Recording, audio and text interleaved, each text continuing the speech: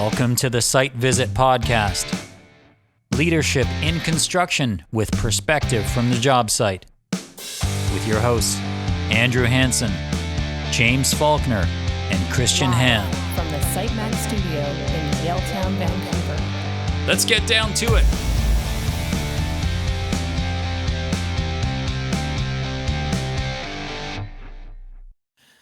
All right. Well, good morning, guys. We're back here on Tuesday morning, March 23rd. Hard to believe it's spring, and it's wonderfully cloudy. We've been kind of spoiled with some sunny weather here lately in the Pacific Northwest. Mm-hmm. Yeah, it felt like but how first day yesterday. Nice and and warm. No kidding, eh? But Cam at Ram joining us again. How's it going, man? Hey, it's going good. It's going good. Glad to be back again, and glad I could hang out with you guys for another morning. Yeah. No, of course. We're just always catching up a little bit before we start recording, and playing around with these things as we're doing videos and doing it remotely. And it's always an issue of who's got mics and who's using what and all that kind of stuff. And Cam, you got a new mic today. What's it called? It's called like the Super G5000 or something that costs 4 times as much. It's like a conference speakerphone thing. There you go. So I'm hoping that I'm coming in loud and clear, and it's a step up from last time. So there we go. I've got one of these. If you want one of these, here, you can take that one. Hello? Oh yeah, the Shure 58. There we go. Is that like that looks like a classic microphone that you'd see in like an emoji, right? Like you'd send out or whatever. Yeah. But is that still like people use those, or is that they not? Do. That's really. My dad has one. My dad records a lot of music, especially through the pandemic, in his basement. He's got a recording studio thing, and he still has a Shure 58 mic, just like that. Yeah. Yeah, that the one that's the emoji is the classic stage mic. It's the ones that have been dropped on stage. They're usually dented. The grills are dented. And, those are standard. It's got the duct tape around where the plug-in is, exactly. Right? So you can do the exactly. So the whirly bird. So you don't kill someone in the crowd with it. Yeah. Yeah. I see more people recording with like that one that you have there. I think that seems to be like the standard podcasting mic and even music recording. Mike, but I'm no pro in that space. That's your jam there. I'm wondering if Joe Rogan has some shares in Shure because since he came out with these, they exploded. Actually, now they make a podcast called a podcast microphone, which I think is just a cheap version of this. It looks close, but it's like half the price. These are $600 each. They're not that expensive. Which is the one we send out when we have guests on, because we usually will just FedEx somebody the studio mic. Those are Rode micro USBs, and they're really good actually. Rode makes awesome mics, and they're nice. They're about $200. They're pretty good. Not too bad. Nice. Well, Cam, how much were the Beats? Went no. Why you gotta be like that? It was a birthday present, all right. It's all good. It's all good.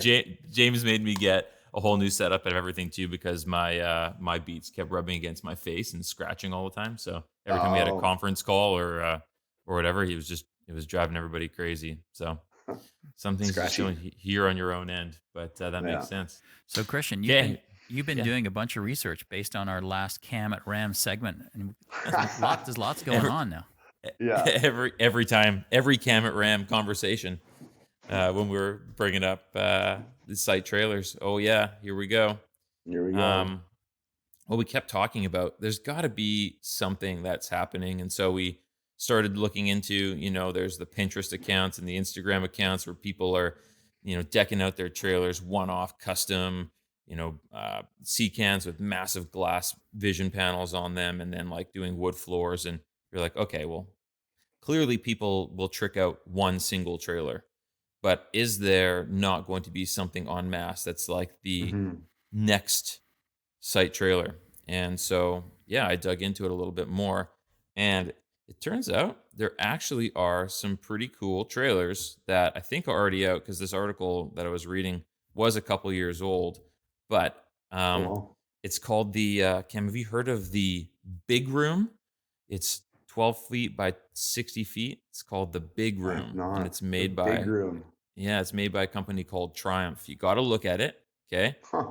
This thing, it's pretty sick. It's got, like, it's a little bit fancier on the outside, some corrugated steel, nicely painted. Oh, yeah. But it's got like floor to ceiling glass through halfway through Oh, the trailer. sick. So you can have like a boardroom in the middle. And then it's like decked out with nice floors, all the windows open so you can get air movement. And yeah, you can put basically Huh. like all sorts of cubicles in it. And you know what? It's not crazy. It's not like light years beyond, but it's getting more Something towards better. It's something something better better. something It better than it does. was before. Yeah, I mean, it still does look like a '70s basement inside. But It I don't does. know what's with the wood paneling. I don't know. Oh, I know. I think There's But I do there's room for notice improvement. that Yeah. the ceiling. I'm looking at the pictures now. The ceiling is wipeable. Do people shit themselves? What's the deal? Go see Yeah, the I know ceiling. everything's well, it's just hose it down. Just hose Everything's it down. hosable. That's what scares me Everything's about this. hosable. There was a guy, because actually, Christian, I was calling a bunch of people and looking into this too after we last chatted. And oh, nice. there was one guy I talked to, and he's been epoxying the floors of people's sea cans, Oh, and nice. even just like not even office trailers, like, but he was talking about more just like storage containers and stuff like that. So a lot of civil guys, water pumps and wheelbarrows and dirty shovels and stuff like that, and they've been, rather than just have the wood subfloor that just gets rotted out and stuff like that, he's been epoxying the floor and then up the sides by like a foot. Oh, nice. And then and then like once a year the boys just pull everything out and they just give it a big hose down. And That's smart. and I was like, that's a great idea. Like, yeah, I didn't even think about it. And he's like, oh yeah, that's a huge asset. And so Well, it makes a lot of That's kinda sense cool. when you look at the way that these cans, like the sub or the floor is usually just like, I don't know, ply. Usually they just it's usually just that's plywood, yeah. and it just gets like ruined, right? When you've got Mhm. heavy equipment banging on it, it just gets filled with moisture and dirt and all that kind of stuff. Mhm. But I'd imagine, I mean, obviously the site trailer there, you're pointing out there's some pretty basic finishes that can be washed and wiped. Well, to some extent, I mean, site trailers are on a construction site; they are dirty. There is like health things too to be concerned about, so it has to be somewhat institutional feeling when you walk in there that you could just hose the whole thing down. But Mhm. it is a little bit of an upgrade, and it's starting to move towards feeling more like a space you could make more easily into an office with a bit of a vibe. You know what I mean? Oh, for sure.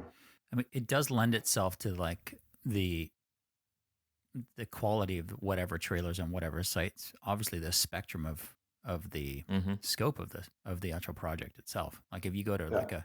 I'm sure if you went to somewhere in Seattle and you were to go and see Boeing's new building being built, it would have the nicest site trailer on it. And then, if Oh, you're yeah. going to have like, what does a little strip mall look like in the middle of Yep. nowhere? What site trailer is that going to have on it? So I mean, there's lots of like different, but this still, I'm still looking at this picture now. I'm like, is this innovation? This is like sticking, it, it's huge, first of all. Like, well, how the hell are you going to get that thing down the highway? You couldn't even turn. It's got wheels on it. It looks like they're mass producing it. Are those wheels? Yeah, I think so. Underneath there. Oh wow. Yeah. I pulled it up. James was Oh, pulling you it got up, it? so I was Oh, like, sorry. I okay. should've I was shared like, the all link right, there. I'll pull it up too. I mean, it's kind of cool. The windows are sweet. I will say that. Yeah, I think that's a whole nother vibe. Even like an overhead door, if that big one in the middle was like a garage door. See, Yeah. roll top door with a what do you call it? What are those? Balcony. No, no. Oh, What are the? well, we're talking like RV style now. Yeah, what are those Yeah. things that come out? The sunshade. Like an things. awning? Yeah, Like an awning an awning, thing. Yeah, an awning. Yeah. Well, I mean, an awning could go flat on that thing. Anyway, so it's probably See, too. I just don't think it would take much to get these things to where they need to go. No. They need to But- be modular, though, don't you think? Like the doors well- on the front side. Like, why can't the way that they make aircraft runway the gates that go onto planes? Yeah. Like Oh yeah. like the center here, you could order a center, and basically the ends are either a door end or a just a regular end. Well, the thing is there are really nice modular trailers, and that's one thing that you will see. Like you were making the example of a really nice construction site or like a camp, a remote camp. they will configure these things to be like really nice because you have to live in them, right? Yeah. More or less. And so, when it just comes to the everyday site trailer that's on a job site that still someone might spend, 18, 24, 36 months on, depending on the length of their project or the size of it. Oh yeah. Could there still be more to get done? I think that the biggest thing beyond just aesthetics, because you can do whatever you want on your own that's why some people even just in their own corporate office just have a box because they decided to do nothing to it. Right. Yeah. But you could easily do something to it. I think the biggest thing is connectivity. So there's I know in our area here, and Cam, you're familiar with a certain business park in South Surrey. That's just the dead zone. Yeah, it's booming. There's just so much going on down there. There's another decade worth of development, and it just keeps going. But there's no cell phone reception. That's what I mean. It's the dead zone down there. Right. So it's the dead zone down there. You get nothing. You got no cell service, barely anything. I mean, I think it's tough. So it's tough in that area. The biggest thing is, I think, is a connected trailer. And that is where then all sorts of things start, because then you can start doing things more fluidly, right? You can have all the best tech gadgets in the world, but if you can't connect them to the internet, it's worthless. Yeah.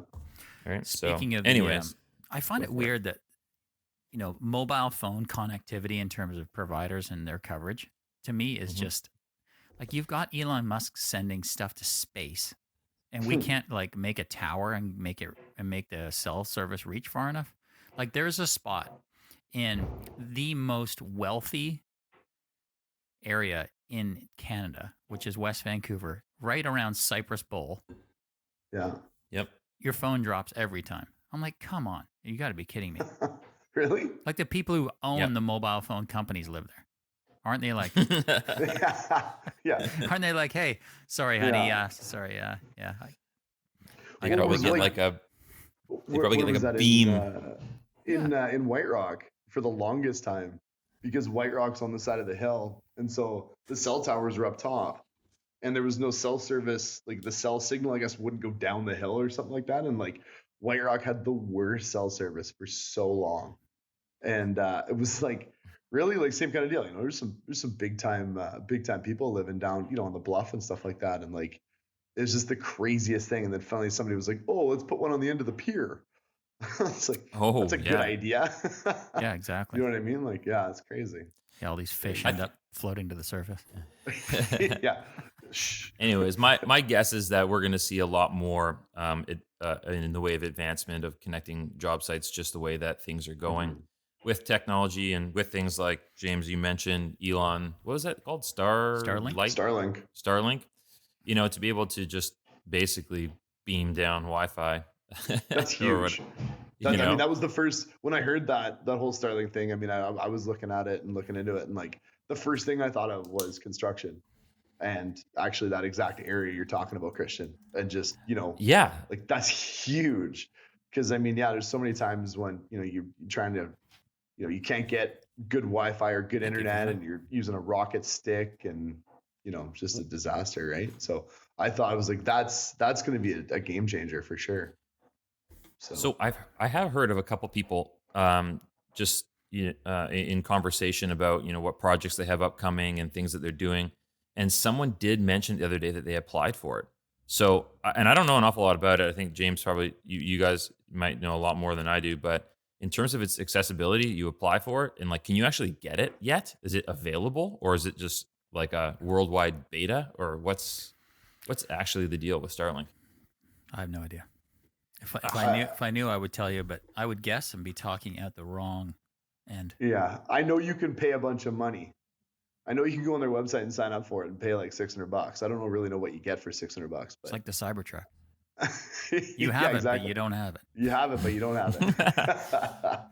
Yeah, exactly. All right. Well, then, you know what? If we're just gonna hypothesize and guess and all that kind of stuff, we can table it. We can bring this one back because I think if we did a little more research and even brought somebody on who knew, could help us all out a little bit with the conversation. But speaking of some advancements in construction, we're doing this tenant improvement here in our neighboring office. We're currently in an office space at one of our hubs, and we're kind of in a back room sort of thing. But we have a new space that's being built out, and there's not a lot to it. And we have a fantastic builder and construction team that's taking care of it, and it's nothing that they can really control. But it comes to permitting. Oof. And you know, Cam smiles. Yeah, the P word. The P word. We don't talk about the P word. The P word. Yeah. Permitting. But it's crazy that in the way of things going, let's say, paperless or remote or virtual or whatever it happens to be, that something like permitting couldn't be streamlined. And I know they got to like deal with volumes of people applying for permits and things that can actually get built in cities. So they have to like throttle something somehow. Otherwise, you'd have stuff popping up all over the place. But when it comes to things being done in approved regions within a proper plan, or just what we're doing, a tenant improvement, you know, we're putting in a sink, and it takes however long, many months to go through a permitting process. You got to think that there's something to be done there. So, I don't know if you guys have listened. Oh, James, you're going to jump in there? I was just Let's thinking do it. of one of the reasons why. So it's slow, and it'll take a while. Like obviously, you think of, you know, like when we work with Amazon in terms of our crunching our files on our entire system with Sitemax, and I've been in all their tools. I know how fast you can process things. So in terms of, obviously, an AI solution would be perfect for approving drawings. I mean, you know, that you could set it up a certain way. However, the difference is that when you're talking about a city, think about the setup of a city, as in it's not a company, right? Companies are always trying to get efficiency, whatever. They don't care if they lose people's jobs or do whatever, because it's all about the bottom line. Whereas a city, yes, it's a business, but it's, you elect people into the city, right? And they're all about people. So now if you have this thing, well, now City Hall's planning improvement department is going from 50 people to 7. So we're going to lose all these jobs. Yeah, that's a great point. Yeah, there's the political side of it that they're not in a hurry to do. I love how you jumped right to the end of that whole. Well, they could use AI. They could use AI, but realistically, they'd have to fire half of their. There's got to be a middle ground, though, right? Like, there's got to be like, I think, James, you know, definitely there's something to be said about the AI stuff, and you know, robot reading the drawings and looking for different stuff. But I mean, there must be a middle ground that we can get to sooner than later. And I mean, some of the cities, you know, I think just recently actually have been accepting digital stamp drawings. Yeah. So, you know, the hard copy, you know, the 5 sets stamped and sealed, you know, aren't as, as much as a requirement now. But, you know, something along those lines of just trying to speed that up. I mean, I know I had a permit go in, it was about a year ago now, I guess, just over a year ago. And like they literally told me that they were like, when COVID hit, they were like FedExing and like couriering drawings, like these massive roll of drawings, you know, from one guy's house to another guy's house. And I think that's, you know, I think those are the things that they need to try and, you know, make better, because those are the things that are taking the longest right now. But in the long run, definitely, you know, there is a way better solution out there. And if it'll ever come to fruition, who knows, because of the politics involved, like you say, right? But in the meantime, there's got to be some better way of doing it. So, well, in early COVID, and they're probably still doing it now, didn't the drawings have to sit in a UV room for like 7 days? Yep. Or something like that? Yeah. Originally, I think it was, I don't know if it was 7 days. I know the city of Surrey currently has a 24-hour drop box thing where it has to sit. But I mean, you just look at the time frame though. I mean, like, you know, that has to go to the intake planner, right? So that set of drawings, I have to take it. I have to, you know, drive down to city of Surrey. I got to drop in this little box. Nobody even touches it for a day, right? And then after that, they got to weed through this, you know, 4 by 8 by 4 foot deep, massive box of drawings. And then, this one goes here and this one gets couriered to this guy. And right. So then how long does that take? And then it's got to get to the planner's place, and then they have to take a peek at it, and then they distribute it from there. Right. So that whole system is, even when they're working in the city, you still got to have this roll of drawings that goes around from office to office. Right. So, Well, it's funny because that when the pandemic first hit and that those notes were basically sent out from municipalities about how permitting was going to be slightly different at first and that drawings would have to quarantine. Yeah. You knew right off the bat, you're like, okay, well, if that doesn't highlight a problem that's existed within municipalities for so long in the permitting process, yeah, let my submissions that are on physical paper copies, which is one of the last places in the industry that actually, deals with distribution that way. Yeah, let them sit here and we'll get to it when we're ready or when they're ready. Yeah. Do each set of drawings have to be 6 feet apart or no? Never know. Wouldn't surprise me. They're entities. Come on, they separate your mechanical and your electrical, and totally. Yeah. Well, they all came from different. They could have all come from different places. One thing on the so do you think that on the larger construction companies, and maybe somebody in the comments might have some intel for us on this, but just the mega companies, these are the ones doing all the huge projects. Are they taking out these city planners for lunches and drinks and to speed stuff along? I mean, can you buy these guys? No, you definitely. I don't think so. Come on. No. Isn't that the way it works? I think they know the people. Yeah. Right. Like, I think that's probably one advantage that they have, is that they, guys that are pumping out projects left, right, and center, and big projects, big notable projects in the community. I mean, they must know the name and number of that planner, and they're probably on first name basis with them. Yeah. So they can call them up and, hey, how's this coming? And hey, can you, try and push this through?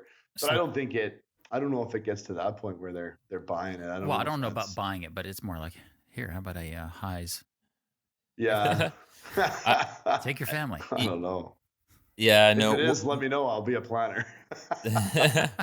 No, I don't think it. I mean, they're all government, right? So, but yeah. I know that when we were running some projects, especially Cam, when we would be ripping through the permitting process, that was one of the things that we almost had pride in, is how fast we could move our projects through permitting. Whether it was City of Surrey or Vancouver, Burnaby, whatever it happened to be in the Greater Vancouver area.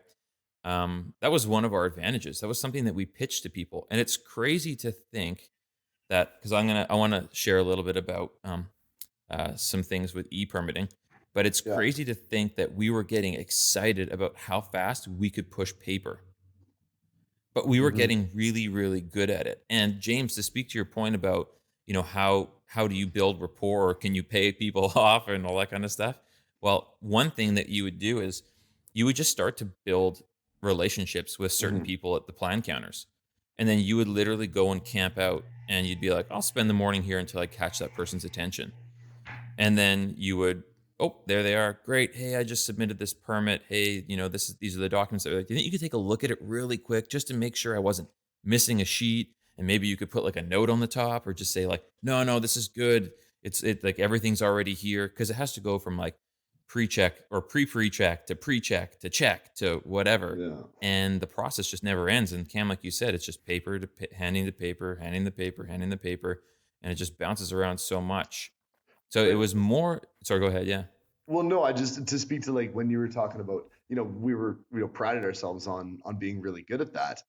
I think that was the fact that we knew exactly, we did so many of them. We knew exactly what had to go in. We knew exactly what pieces of paper we needed. We knew exactly whose stamp, whose signature, whose seal, this form, that form, client release, all that kind of stuff. Right. So our packages were complete, where a lot of people back then, it was a work through progress. It'd be an owner trying to figure it out themselves. Oh, I need this form. Where do I get that from? We had it all dialed in. True. But now you fast forward, I want to say that, most of the companies out there in this day and age do have a pre-construction service of some sort within their construction company. And a lot of projects now are not going, client consultant trying to permitting themselves. A lot of times now you're getting that construction team involved early.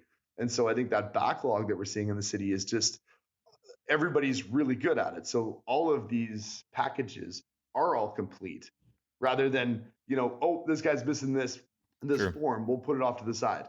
Oh, these guys got it here. I'll just do this one real quick and submit it through. Yeah. Now everybody's is fully done because everybody's understanding.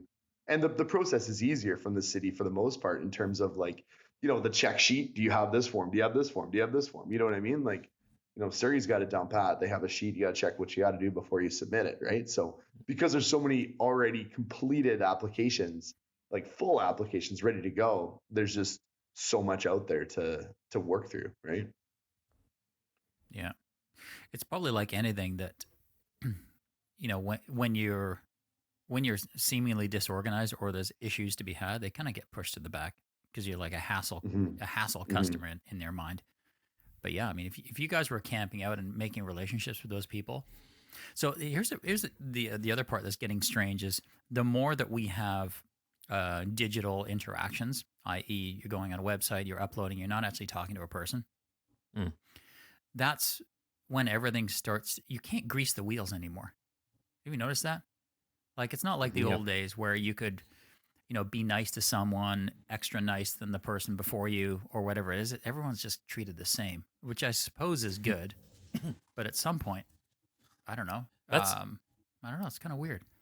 Well, that's kind of interesting because the point that Cam and I were making is that like we were building relationships and building rapport because we were like getting face to face. And then, like you said, incomplete submissions, whatever, I'll leave this one until later when I have to notify the applicant that they were missing something and it gets moved to another pile, right? So you're totally right in saying that. And now we're going, well, let's make it digital. Let's streamline it. Well, just because it's digital and streamlined and submitted remotely doesn't mean it's not going to sit in a queue. It's just a digital queue. Yeah. Right? And if there's no relationship there and no tangible, it's James. James always does full submissions. Well, they're all full because they're digital. It won't let you submit it unless it's full. Yeah. It's like, great, there's James again. Yep. Okay, he's got another one. Sweet. Okay, it's not going to be any different than Cam's or Christian's. Like, they're just, there they are waiting in queue. And so certain aspects might get sped up a lot. And others, who knows, if you can't build that relationship side of things, like. Well, that's okay. So I don't know if you guys have had this experience, but there's a situation where this whole gig economy / rating system starts to get kind of weird. So the other day I was in an Uber a couple of weeks ago, and I said to the driver, I said, thanks for, blah, blah, blah with and he's like, yeah, you got the masks. I see that you're good at that. I'm like, you see, I'm good at that. What does that mean? He goes, oh, you have a good rating. Like, I have a good rating. He's like, yeah, you have a good rating. I say, okay, back up. Take me through this. Hold on a second. Okay, so what's my rating? He's like, I don't know. And apparently I had a pretty good rating. And it's based on, do you tip? Are you rude? So they have this checklist that they fill out after.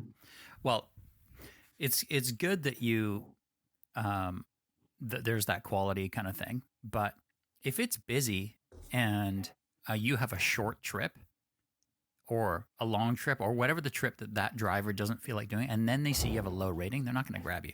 So it's kind of like coming back to the old drunk people on the entertainment strip wanting to do a 45-minute trek back to where they live, and they're wasted in the back of that's what the cab used to be like. No thanks, I'm good.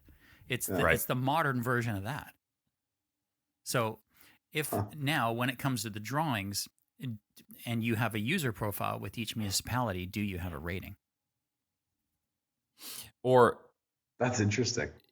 Well, yeah. And if they don't have a rating, how would they have a way of identifying you from somebody else as being easier to deal with, more complete in your submission, or, that your consultant group is always dialed in and coordinated properly? Would they make notes on your account and say, hey, Faulkner Construction, oh, those guys are dialed. Their engineering team is always on point and blah, blah, blah. and then they make a note of that? Or is it still just, or do you become more anonymous? Do you Well, I become think more? it would probably be anonymous. Well, I don't think it would be anonymous. I mean, I don't think you would know how well you're doing. All you would find out is that your stuff goes quicker because you are I don't know, more proficient at it. And maybe it's a Sure. 5-star rating as a company. But Right.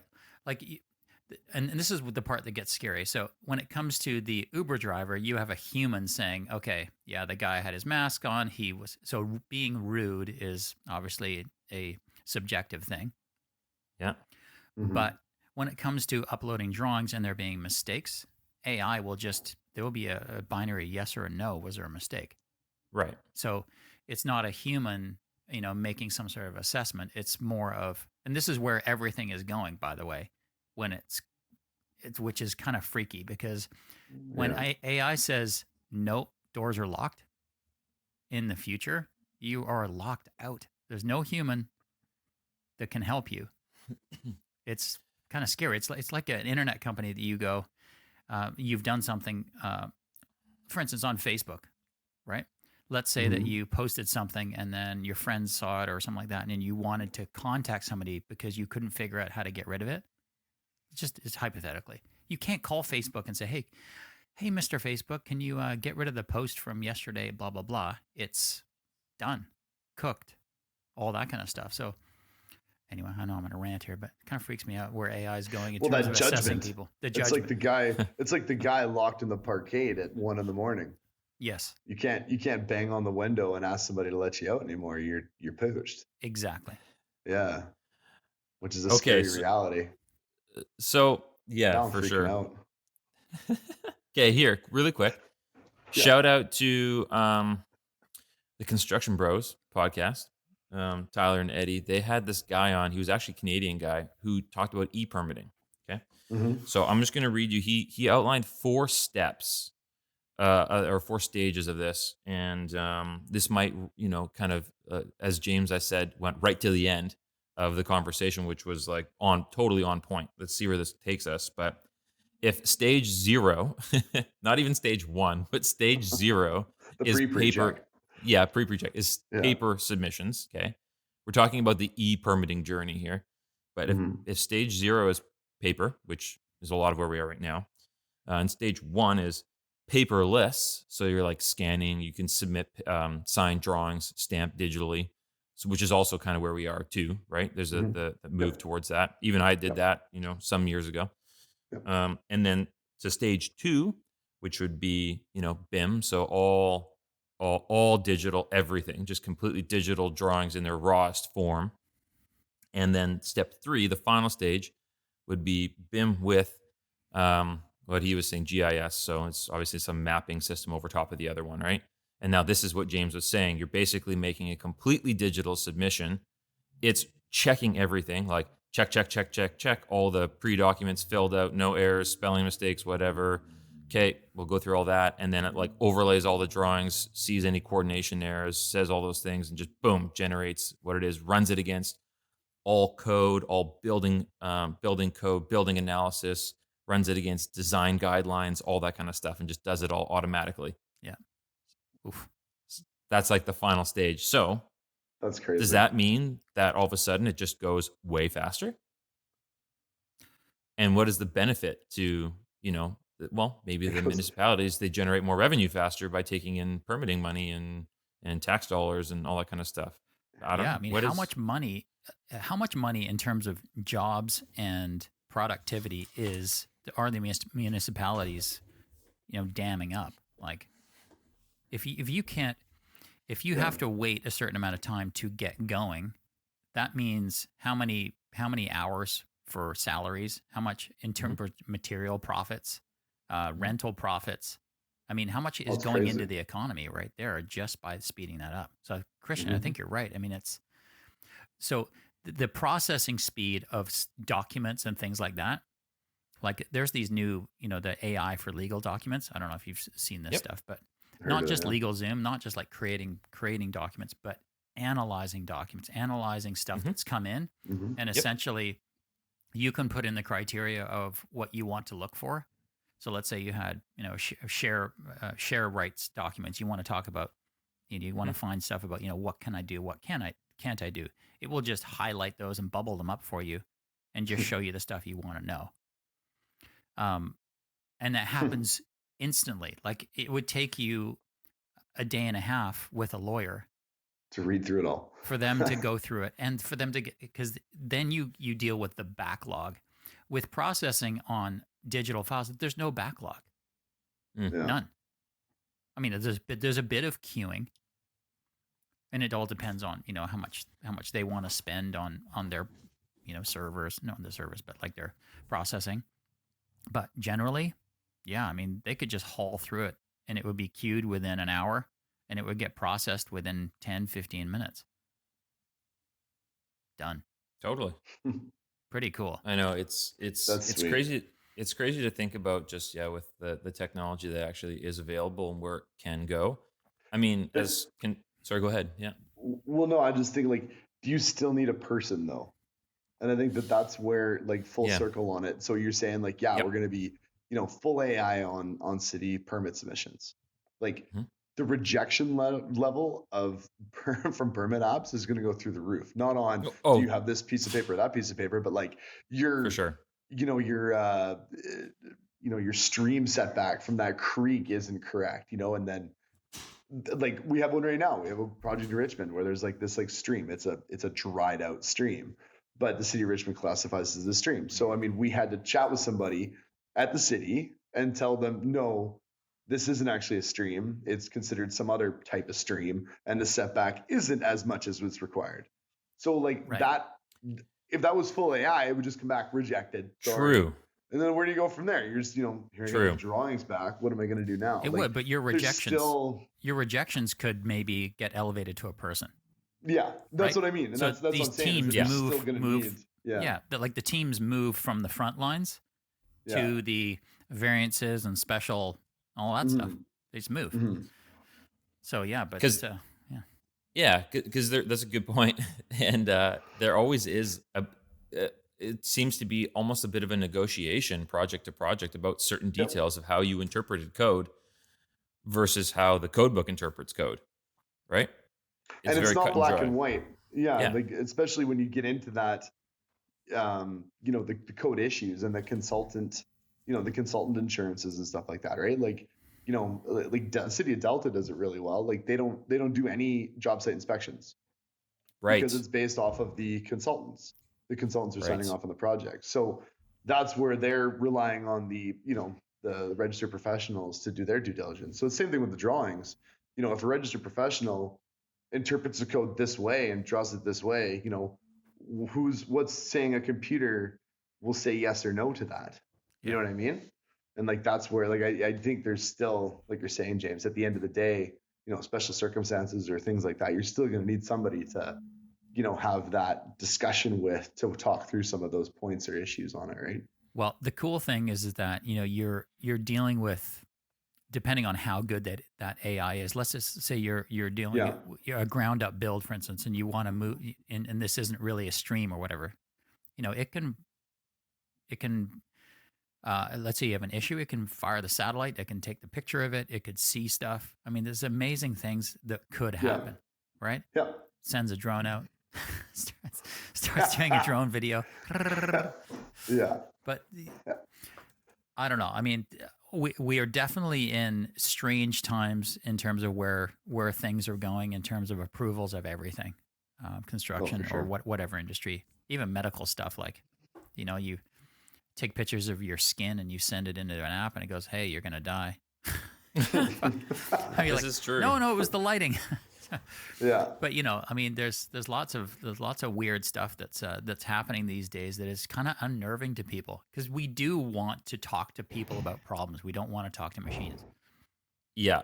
What was that movie with Matt Damon? Was it Elysium or whatever? When they're on like Elysium. They're like, they get like elevated to like this planet where they go and they sit in the chamber, and it basically is like detected small amounts of whatever, I don't know the technical term, cancerous cells And it's like, yeah. and then it's like healing. It's like, all right, you're good to go. And you hop out of the chamber and it's like, whoa.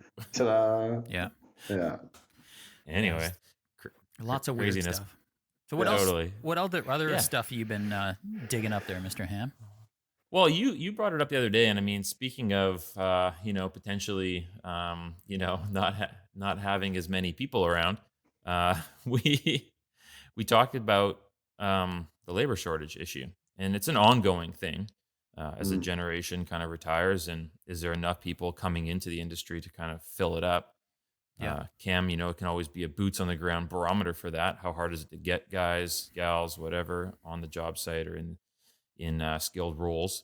But James, you brought up the other day that there's a lot of injection into the construction industry from provincial governments to drive infrastructure spending, which typically to come out of recession-ish times. Yeah. Well, the thing is that this was Quebec, and they have all of these initiatives to putting in for infrastructure building, as you were saying. So yeah, great. Okay, so you've got money for the projects. You got all this. Okay, now who's going to build it? So they pumped in like $12 million just for training for people. Wow. Just to get people to get into construction. Wow. And the actual the image was actually a lady with a construction binder, like a learning binder thing. That was the image on the article. But it made me think about we've had John Reed on here with Faber many times. Yep. And you think of the whole gig economy of construction workers. Like, are companies going to have employees in the next, let's say like 10 years from now, or is it just going to be everything is on demand and flexible?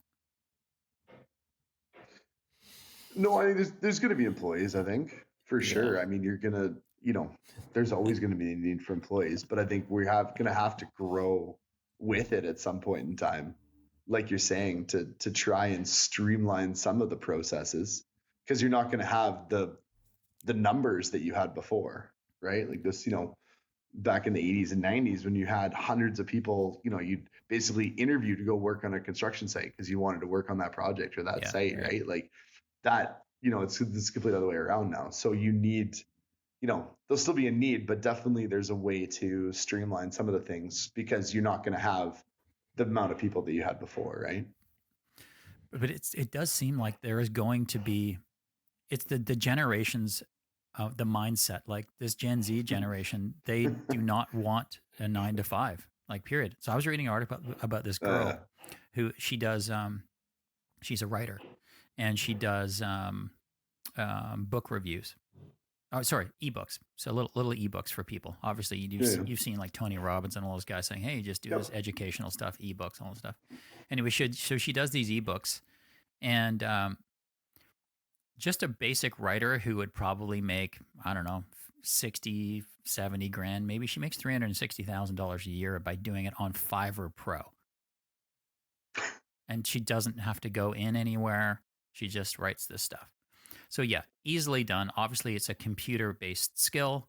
Yeah. You don't need to physically be anywhere. You don't need to lift anything. You don't need to be interacting with materials, all that kind of stuff. So obviously, it's totally different in that sense. But still, the point's there.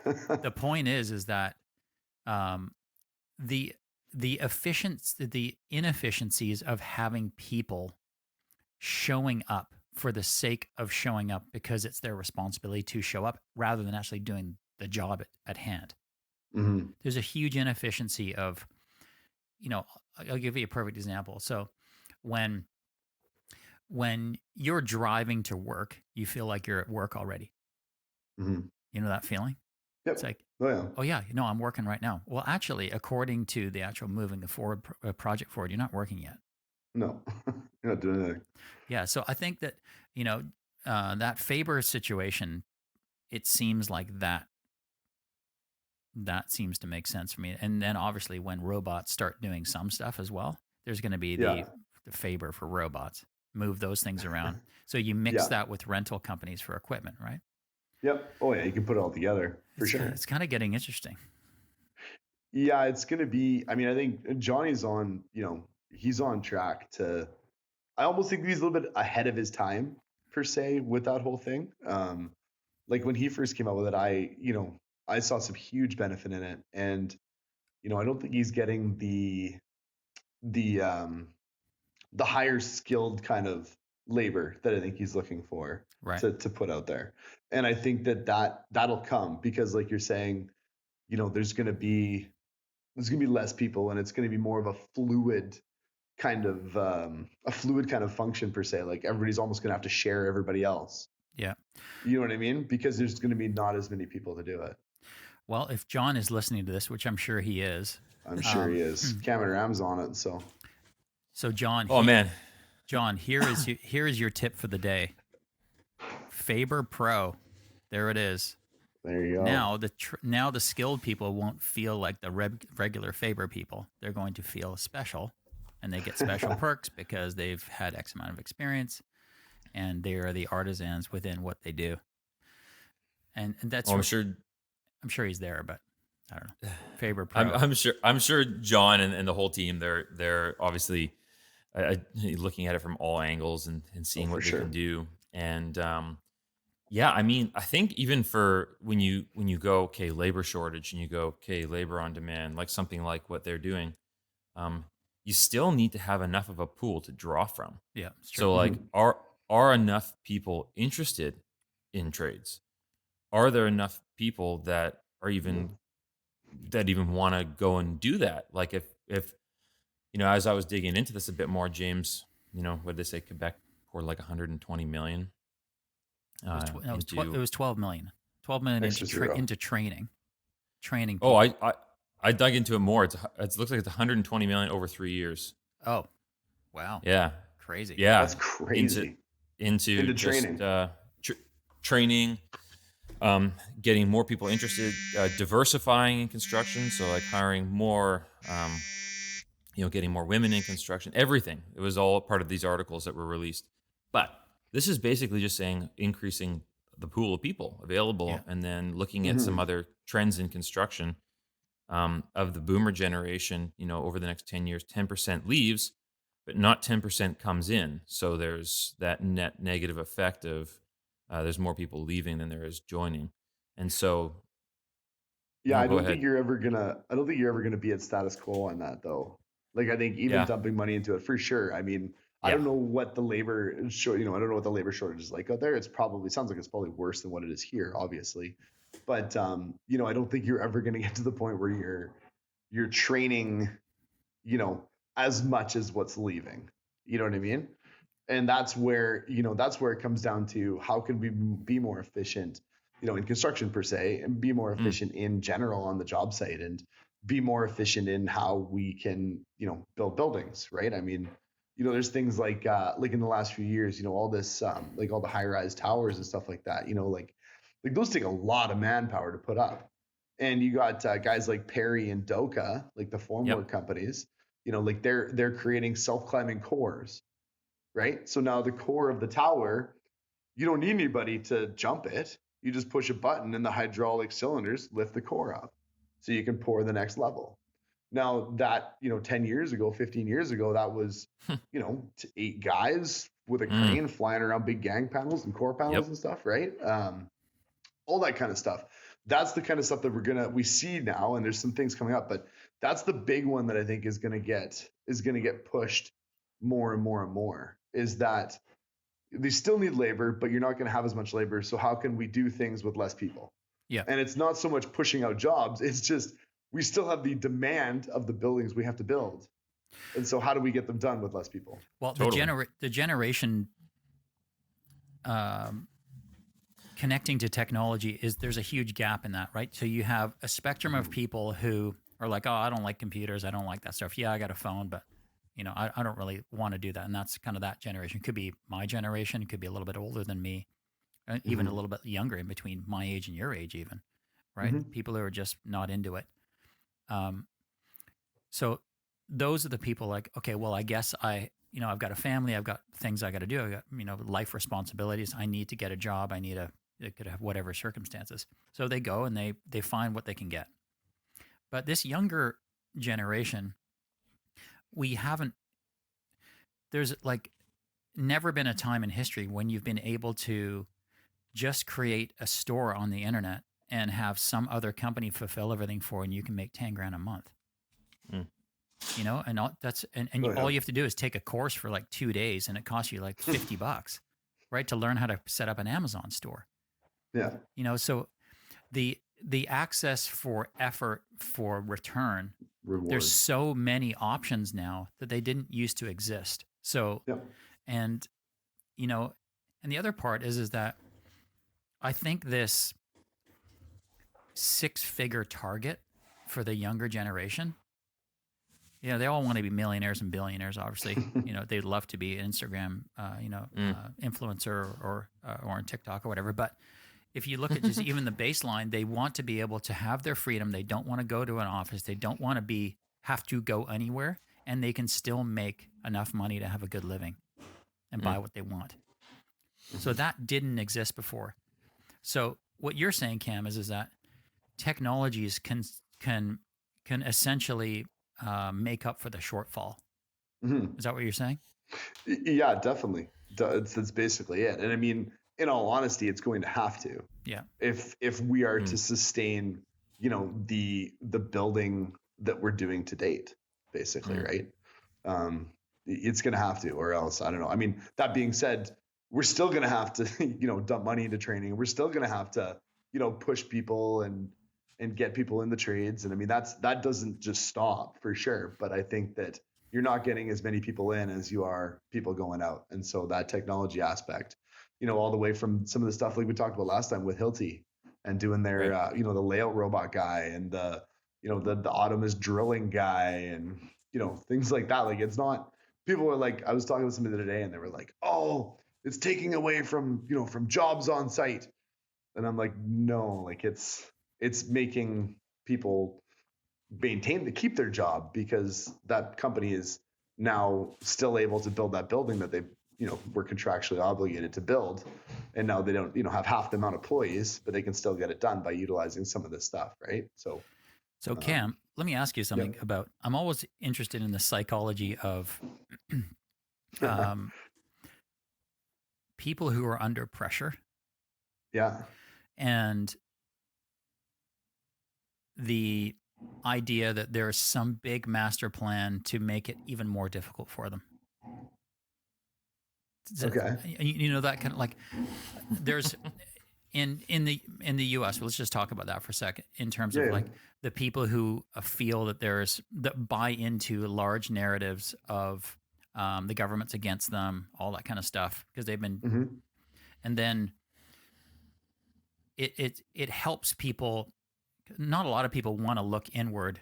You know, someone said something to me the other day. It really struck me, and it was a friend of mine who was going through some crazy hard times with some stuff, and he had this coach guy, and the guy said this one thing to him, which obviously you can take with a grain of salt because it's obviously relative to your environment and, you know, where you are. But he says, you know, you are where you are because of you.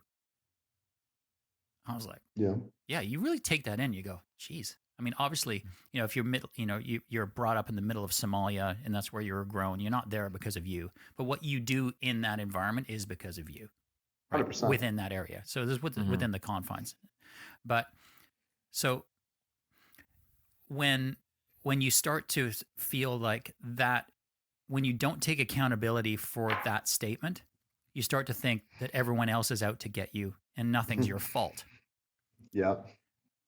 That is a life skill that not a lot of people master. So once you take accountability for yourself, so when you hear about the person that's saying, "Oh, that's going to take away jobs," it's that whole "someone's out to get me" thing. You know, and I think if that narrative can be controlled to like, no, this is not what this is about. This is about all the frustration that you have on a daily basis can be poured into something that's better. For you, you're going to be less frustrated. You're going to be happier because all the bad stuff that sucks to do, we're trying to get rid of and have a machine that has no emotions and will just get it done. So, yeah, if there can be kind of like it would be really interesting for and this will happen as more robotics and more AI and more that kind of, there will be organizations like .orgs of companies, speakers that will come to, each individual, you have your construction associations in every town. There will be organizations that come in and talk about this stuff for sure to ease this. Mm-hmm. Anyway, huge rant.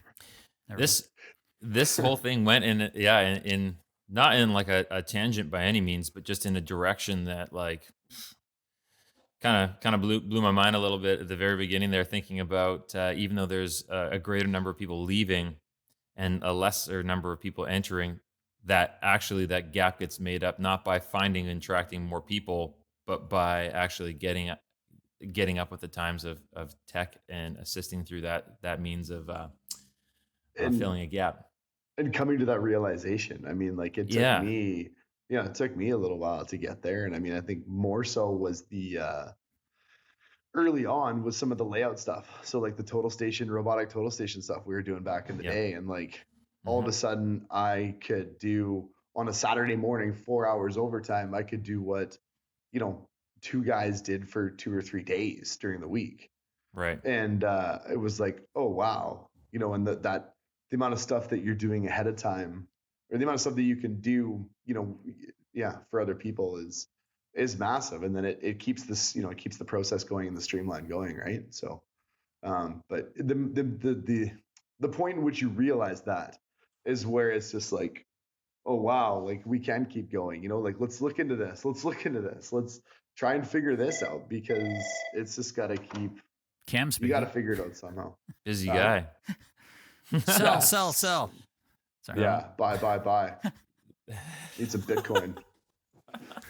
But it's a strange world out there, and we just got to figure it out. And I mean, I think that it's like I've talked about before with the guys, and that brings me right back to the guys that you have and the guys that you're bringing up. Like you need to cherish those people, and you need to make sure that those employees are valuable assets to you. And that's a huge piece of the puzzle in this day and age, because like I got a couple of guys that are getting close to retirement, in the next 3, 4, 5 years, and they're key pieces to the company. And what happens, who's going to replace them? And I got some younger guys, and I need to make sure that the older guys are not feeding them with, this is garbage and your life's going to be horrible and get out while you can because it's construction. They have to feed them the good, right? And you have to supplement that with just employee events and lunches and going around and saying hi, and that whole aspect of it will just only help things go, right? So my mind is going in a few directions right now, and I feel like we're going to unpack more of this in probably a very near future roundtable. I just think of like if an older generation is leaving construction, but so much of construction is based on that wealth of knowledge and experience. You do have new people coming into the industry, and you still have to have new people coming into the industry at a young age, out of trade school or coming out of high school or whatever, just getting into it. There still needs to be more people. But I feel like to be able to utilize that wealth of knowledge, now I'm thinking like mentoring, coaching, all that kind of stuff. How do you continue to leverage these guys even as they work their way out of a business, right? I just think there's a lot of richness there that can that's transferable generation to generation, especially in construction. It's not it's not like in 10 years we're not going to be doing things that we didn't do now or even 10 years ago. Oh yeah. No, and it's not even the knowledge, like definitely the knowledge for sure, but like it's the thought processes as well. Yeah. And like how someone thinks about, you go to build a footing, and the kid right out of school is, using a string line and tap it over a half inch this way. And, and the super's like, don't worry about it. Like, just toss it in. Like, well, if it's within a little bit, it's not a big deal. And that is something that you almost can't even teach. Like, it has to be almost kind of like, just kind of like learned by yourself almost. You know what I mean? Like you can't, it's those scenarios that I'm scared for. It's that mindset that I'm scared of. Not so much the not so much the actual knowledge itself, because, book taught, we can have seminars, stuff like that, not a big deal. But it's that thought process that those old guys have that you have to try and, pick up on.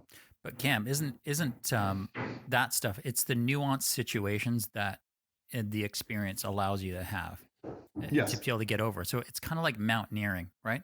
Most people can go on a hike, they can do something, but when you come across a washed out bridge and you have to get across it, because if you don't, you're going to freeze on the other side. That kind of thing is what experienced mountaineer could get the whole group through. Yes. And that's the hard part to teach. So how do you take 30 years of experience of knowing that at one point they didn't know how to get over that washed out bridge. Then they were taught by somebody before how to do it. How do you take that and stick that in some software somewhere where they can just access it? Very difficult to do. It is. That's oh man, that's almost like an idea in itself. Yeah. Gents, this conversation was very solid. Yeah. I don't know. This last one I really want to dig into some more. Like I actually want to get out and do a little more research on some of this labor stuff. Yeah.